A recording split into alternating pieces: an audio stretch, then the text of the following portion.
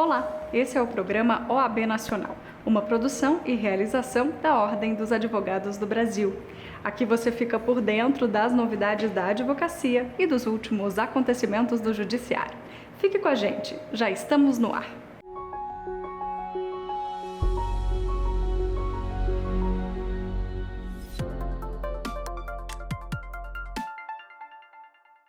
Eu começo o programa de hoje com o papel constitucional da Ordem dos Advogados do Brasil no processo eleitoral do país, enquanto entidade fiscalizadora. A OAB Nacional acompanhou a totalização dos votos no Tribunal Superior Eleitoral e também participou ativamente de diversas iniciativas para o aprimoramento do sistema eleitoral brasileiro.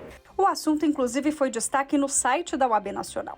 Para o presidente da Ordem dos Advogados do Brasil, Beto Simonetti, abre aspas, somos testemunhas do trabalho sério e íntegro da Justiça Eleitoral que resultou em mais uma votação bem-sucedida, valendo-se de um dos sistemas mais modernos e seguros do mundo. Novamente, o país realizou eleições limpas, transparentes e seguras, garantindo que a soberania popular siga inabalada. Fecha aspas. Em setembro deste ano, a OAB Nacional instituiu o Observatório Nacional das Eleições Municipais de 2024 para colaborar com o cumprimento da legislação eleitoral, as candidaturas femininas e negras, bem como o combate à desinformação em todo o país. Acompanhe. As eleições elas tiveram um tempo muito encurtado, né? A partir das mini-reformas que aconteceram ao longo do tempo, elas passaram de 90 dias para 45 dias no primeiro turno e mais 30 dias no segundo turno, né? Então, os municípios que ainda têm segundo turno ainda estão em processo de propaganda eleitoral, enfim, de disputa, né? São hoje 52 municípios no país e desde a implantação em setembro até agora, a gente vem fazendo o trabalho de forma a acompanhar todos os atos preparatórios, não só no âmbito do TSE, mas também dos TRS, e no dia da eleição, que é o dia crucial, é onde a equipe foi para a rua, onde a advocacia que integra o observatório foi para a rua para verificar efetivamente se a legislação estava sendo cumprida, se as normas eleitorais estavam sendo observadas de forma a que a entrega final, que é o voto, o eleito, né, que a vontade soberana da população e do eleitor fosse respeitada, tivesse efetivamente uma proclamação adequada, né? Então a Ordem fez esse desempenho dessas suas tarefas constitucionais e também infraconstitucionais de forma a trazer para a população, para a sociedade civil brasileira, as suas impressões sobre o processo eleitoral. A Ordem participou de mais uma audiência pública no Senado Federal sobre os impactos da reforma tributária no imposto seletivo. Na ocasião, a OAB destacou desafios práticos relativos à prestação de serviço e à segurança jurídica que impactam diretamente os contribuintes. Olha só. É uma preocupação recorrente do Conselho Federal da Ordem dos Advogados do Brasil. Essa questão, a primeira é a questão da transição da reforma. É lógico que a reforma, presidente, trouxe avanços significativos, mas a transição para essas novas regras, principalmente para os prestadores de serviço, será algo extremamente complexo em razão aqui do longo tempo de duração. E um exemplo claro, ilustra essa nossa complexidade, é a possibilidade, por exemplo, de reequilíbrio dos contratos administrativos, permitindo repasse automático de efeitos tributários em contratos firmados por entes públicos, por exemplo, que está previsto na Lei Complementar 68. Então, por exemplo, nessas contratações, poderá haver debates sobre a diferença entre o preço e a matriz de custo do prestador. Então, essa já é uma situação que indica uma grande possibilidade de aumento do contencioso em contratações com entes públicos, o que deixa uma grande preocupação na sociedade e no Conselho Federal da OAB. Um outro ponto, presidente, é a exportação de serviços, que a reforma ela sempre foi divulgada com a promessa de que as exportações seriam desoneradas. No entanto, o texto da reforma ele não reflete plenamente essa expectativa. Por exemplo, para mercadorias, a desoneração da exportação é clara. Contudo, para serviços, o texto repete a problemática já existente no ISS. Ou seja, adotou-se um modelo que herda aqui os mesmos problemas do ISS, o que tem gerado grandes questionamentos no judiciário e continuarão gerando, que é o critério aqui do resultado jurídico do serviço. Então, nós do Conselho Federal já estamos prevendo aí longas disputas judiciais acerca desse tema. Motivado por uma proposta formulada pela OAB Nacional, o Conselho Nacional de Justiça lançou a campanha de combate ao capacitismo no Poder Judiciário, voltada à discriminação, exclusão, restrição ou violência contra as pessoas com deficiência. É o que a gente acompanha agora. Eu vivo o capacitismo, eu sinto a exclusão que as pessoas fazem para a pessoa numa cadeira de rodas ou que tenha algum tipo de deficiência. Para nós autistas, o mundo já pode ser um lugar cheio de desafios. Eu preciso provar o tempo inteiro que eu dou conta, que eu preciso ocupar espaços, que aquele espaço também é para mim. No Brasil, 18,6 milhões de pessoas têm alguma deficiência. E você não sabe o que é capacitismo? Capacitismo. Preconceito contra as pessoas com deficiência. Agora que você já sabe, participe dessa conversa. Chega de capacitismo. É muito importante que a gente tenha a Suprema Corte Brasileira e o Conselho Nacional de Justiça, né, à frente de uma campanha nacional de combate ao capacitismo no âmbito do judiciário, sinalizando para toda a sociedade da importância do direito das pessoas com deficiência e das leis que nos garantem, inclusive com ênfase constitucional, nos garantem diversos direitos. Isso já tem tido também a adesão de diversos outros tribunais superiores, como o Superior Tribunal de Justiça, como o TSE, tribunais de justiça como o TJDF, Tribunal de Justiça do Estado do Ceará, dentre vários outros. E é muito importante por quê? Porque o capacitismo ele é estrutural no nosso país e ele atinge a todas as camadas de pessoas com deficiência em todos os espaços. E o acesso à justiça também não é diferente, né? Além disso, a gente tem que destacar a importância de uma campanha como essa, porque, embora nós tenhamos um arcabouço jurídico muito moderno no Brasil, a efetivação desses direitos ainda está bem aquém, está andando num passo muito lento ainda. Então, é importante que a Suprema Corte e outros tribunais superiores sinalizem sobre os nossos direitos, inclusive que o capacitismo ele pode vir a configurar diversos crimes, como crime de discriminação, crime de negativa de matrícula em função da deficiência da pessoa, enfim. E essa campanha acaba arrebatando, né, como a gente gosta de falar, pelo exemplo, né, o próprio judiciário está ali comunicando. Foi um evento muito importante ali no próprio Comitê de Defesa dos Direitos da Pessoa com Deficiência do CNJ. A posteriori, eu tive a oportunidade de ser recebido pelo presidente Barroso, lá no gabinete da presidência, a quem eu agradeci e elogiei também a postura. Uma das principais barreiras que atingem pessoas com deficiência é a barreira atitudinal, e o ministro, com essa receptividade, cercado de pessoas, inclusive assessoras com deficiência também, mostra como a importância pelo direito das pessoas com deficiência e pela inclusão de pessoas com deficiência é importante. A Ordem dos Advogados do Brasil acompanha com preocupação as graves denúncias de comercialização de decisões por parte de assessores de magistrados no âmbito do Superior Tribunal de Justiça. A nota foi publicada no site da OAB Nacional e ressalta que a atuação ilegal de qualquer integrante do sistema de justiça fere a ética e não se confunde com o exercício da profissão. A manifestação defende que os fatos sejam devidamente apurados, com respeito à ampla defesa, ao contraditório e às prerrogativas profissionais, como o sigilo das comunicações de advogados no exercício da advocacia, e que a OAB acompanhará de perto as investigações para cobrar a punição dos responsáveis e para defender as prerrogativas dos colegas que exercem legitimamente a advocacia. Por fim, a nota conclui: reiteramos nossa confiança na autonomia e na independência do Poder Judiciário para processar casos como o que está em discussão e manter a credibilidade do sistema de justiça, que é um pilar do Estado Democrático de Direito.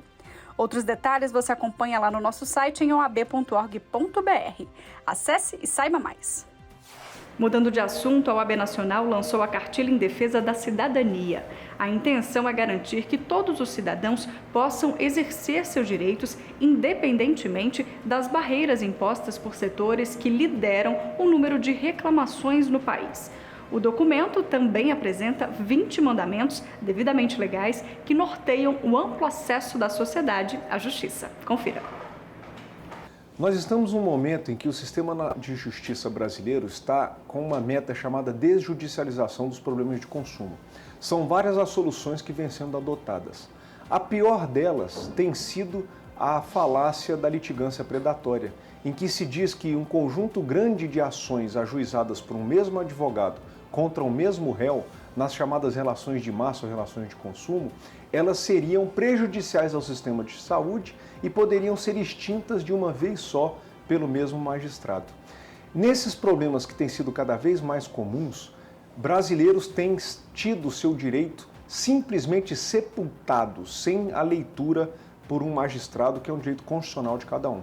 Por isso a OAB lança uma cartilha com 20 mandamentos, que nada mais são do que as regras votadas pelo Congresso Nacional para o nosso Código de Processo Civil e o nosso Código de Defesa do Consumidor. E nesse passo a passo, tanto o cidadão quanto o advogado vai ter a garantia de que o seu pleito, seja ele massificado ou um pleito individual, não vai ser arquivado prematuramente por um juiz. É inaceitável que no estágio em que nós estamos de democracia, venham portarias de tribunais que não foram votadas em Congresso, não passaram pelo Parlamento brasileiro, criar inovações legislativas que atentem contra a garantia do cidadão e contra as prerrogativas dos advogados. É por isso que a cartilha realça que no dia a dia do trabalho do advogado, na lide, no balcão do fórum, seja na Justiça Comum, no Juizado Especial, civil ou federal, o que vale é o CPC e não normas que saem de algumas portarias ou resoluções de tribunais que não foram votadas no Congresso Nacional. O Brasil é um país que busca o crescimento, mas infelizmente ele ainda convive com muita injustiça social. É o maior juro do mundo no serviço bancário. É um dos maiores problemas tidos hoje a exclusão de quem paga plano de saúde e não tem atendimento na hora que chega na porta do hospital. Eu acho que quem é predador do brasileiro não é o advogado que procura a justiça para garantir os direitos desse povo, e sim essas empresas que cobram valores de primeiro mundo para prestar um serviço de terceiro mundo. E por isso que abarrotam os tribunais com ações respondendo pelos seus desserviços. Então, quem é predador do brasileiro, com certeza não é a advocacia brasileira, e sim empresas que optam por prestar serviços de má qualidade.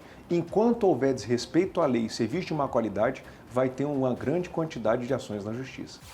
Agora nós vamos para um breve intervalo e voltamos na sequência com mais OAB Nacional. Eu te espero.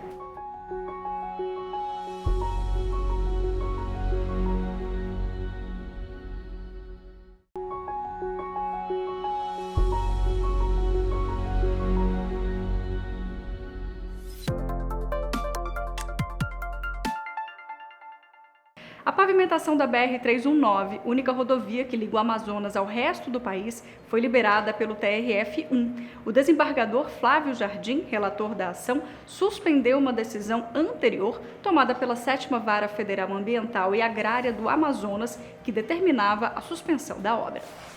Ao analisar o caso cuja decisão resultou na liberação das obras, o desembargador argumentou que o trecho da BR-319, que liga as duas capitais, trata-se de uma verdadeira estrada de barro, que permanece em atividade e que demanda urgente revitalização, sob pena de manutenção do isolamento das populações que vivem nas regiões interligadas pela rodovia e dos gastos com medidas paliativas de não agravamento. A revitalização da BR-319 é essencial para garantir a dignidade do povo do Amazonas e dos demais estados da região norte. E como Ordem dos Advogados do Brasil, nós temos o dever de atuar em defesa dos direitos assegurados pela Constituição Federal para que toda a população tenha acesso a serviços essenciais como saúde, educação e trabalho. E a BR-319 é a única estrada que conecta o estado do Amazonas ao restante do país, tornando, portanto, a sua revitalização crucial. E não se trata apenas de uma questão de infraestrutura, mas de um compromisso com a justiça social. A revitalização da rodovia impacta diretamente na mobilidade, a acessibilidade e o desenvolvimento socioeconômico da região e seus arredores. Por isso, parabenizo em especial ao desembargador Flávio Jardim, relator da ação promovida pelo DENIT, por sua sensibilidade em autorizar os avanços dessa obra vital, após a apresentação dos argumentos da Ordem dos Advogados do Brasil na qualidade de amicus curiae. O nosso objetivo é equilibrar a proteção ambiental com o desenvolvimento sustentável, assegurando o direito dos cidadãos amazonenses de se integrarem plenamente ao resto do país. Não há como pensar em preservação da floresta amazônica sem garantir a dignidade das pessoas que vivem aqui. Esta foi a mensagem que nós levamos ao desembargador federal Flávio Jardim, lá no TRF1. Estamos extremamente felizes com a decisão que saiu recentemente, liberando a licença ambiental para que a BR-319 seja pavimentada novamente, e com isso nós voltemos a ter essa via tão importante para o desenvolvimento da região. A partir de agora, o Clube de Serviços aos Advogados passa a se chamar Convênios Nacionais. O endereço para o acesso do novo site é da Coordenação Nacional das Caixas de Assistência dos Advogados, que também pode ser acessado por meio do site da OAB. Confira. Você sabia que pode acessar o portal da CONCAD pelo site da Ordem dos Advogados do Brasil? Na página da OAB Nacional, basta clicar no ícone CONCAD, que fica no canto superior da tela, para se conectar ao novo site. Você vai encontrar notícias, informações, tudo sobre o que é e o que faz a CONCAD, Coordenação Nacional das Caixas de Assistências dos Advogados. É fácil e super rápido, né? Você vai encontrar os convênios nacionais, sendo possível acessar e usufruir de todas as parcerias disponíveis à advocacia do país. É possível acessar ainda os convênios estaduais realizados pelas caixas de assistências dos advogados dos 26 estados e do Distrito Federal. Escolha o estado de seu interesse e será transferido ao site, encontrando inúmeros convênios e informações.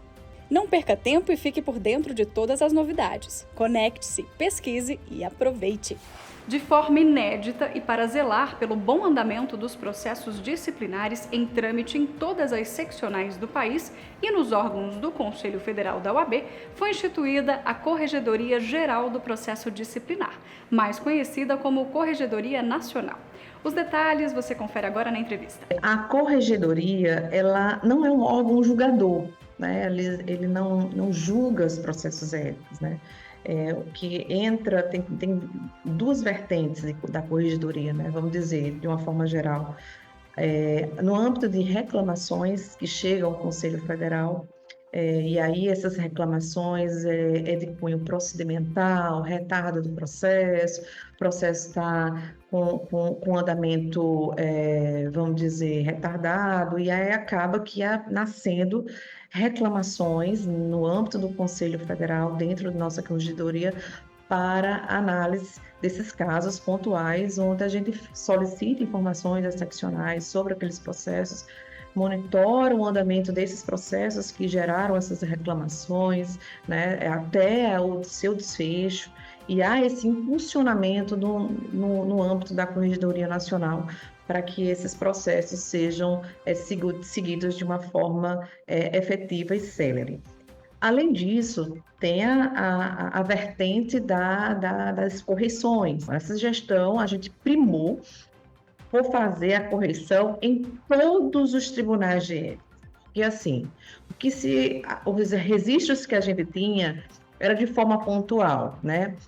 Uma gestão conseguiu fazer uns 5 estados, a outra mais 4, e nunca num período só, assim, de 3 anos, a gente conseguiu avaliar, né, todos os tribunais de éticas do Brasil inteiro. Então, eu primei para fazer esse trabalho. Primeiro, em razão da análise efetiva dos números dos processos de cada tribunal de ética, para aferir também questão de produtividade, as necessidades, as dificuldades do pessoal, né, dos colaboradores, de estrutura. Mas o trabalho da correção, que a gente também teve como foco e objetivo, foi além, um pouquinho além, né? A gente tentou colocar, vamos dizer, podemos até dizer assim, a casa em dia, né? A casa em ordem, para poder uniformizar os procedimentos dos tribunais de ética. Hoje temos o Manual de Procedimentos do Tribunal de Ética. Esse manual foi atualizado a partir do primeiro ano da nossa gestão, e esse manual foi difundido também para todas as seccionais. Mas eu senti a necessidade de não ser só esse manual o ponto base para a gente poder fazer essa padronização. Isso tudo também com o objetivo de primarmos pela excelência dos processos éticos, né? Já somos mais de 1.800.000 seguidores nas redes sociais da Ordem dos Advogados do Brasil. E se você ainda não nos acompanha por lá, não perca tempo. Estamos no Instagram, YouTube, Twitter, Spotify e Facebook. Interação, credibilidade, profissionalismo e muita informação. Você já sabe onde encontrar. Basta um clique de curtir ou seguir e você fará parte do nosso universo OAB.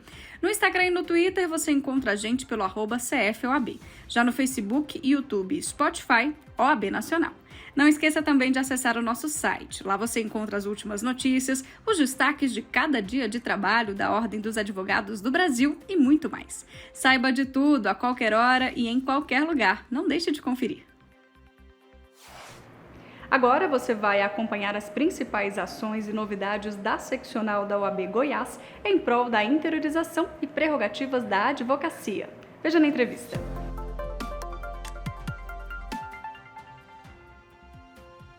Olha, o OAB Goiás, nesses últimos meses, tem trabalhado muito pela inclusão da advocacia jovem, pelo empreendedorismo, valorização do interior, entre tantas outras pautas.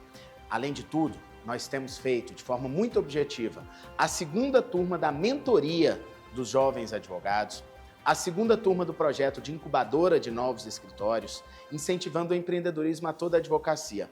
Mas de forma muito especial, o que a gente mais tem lutado são prerrogativas e valorização dos honorários advocatícios.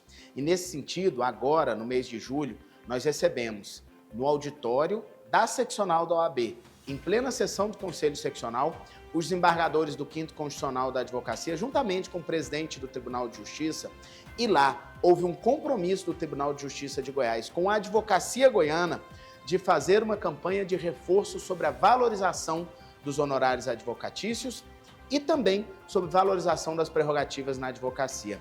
Além dos grandes avanços que nós temos feito com empreendedorismo, honorários, valorização da jovem advocacia, valorização do interior, valorização da advocacia sênior, nós não nos esquecemos da estruturação da nossa Ordem dos Advogados do Brasil e dos ambientes utilizados pela advocacia. Recentemente, nós fizemos o reforço acústico da sala da OAB no Tribunal de Justiça do Estado de Goiás, renovamos e modernizamos salas da OAB ao redor do estado. Recebemos do Tribunal Regional do Trabalho para Palmeiras de Goiás um espaço que vai ser, logo logo, a sala da Escola Superior de Advocacia.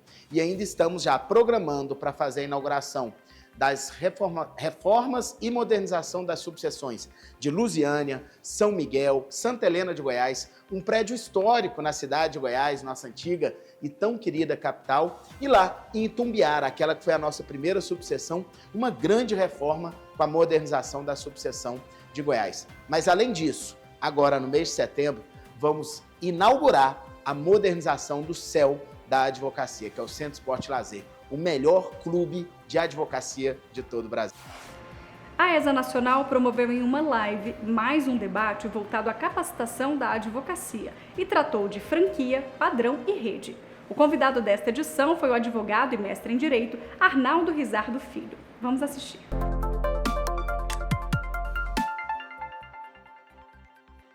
A franquia, ela representa hoje o meio do caminho entre as plataformas digitais e a representação comercial e a distribuição.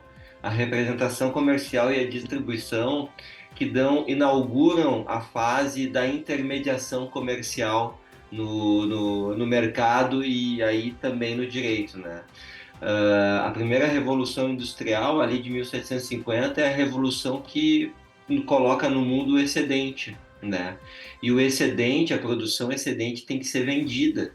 E essa venda se tornou um problema para as indústrias da época e, bom, aí a teoria dos custos de transação lá dos norte-americanos, da teoria neo-institucional e da análise econômica do direito nos explicam, né, o problema dos custos de transação, né? E nessa época a empresa já teve que, então, com o início da Revolução Industrial e com o início do excedente, a indústria tinha que decidir se iria alocar recursos, forças em diversos territórios para escoar o seu excedente.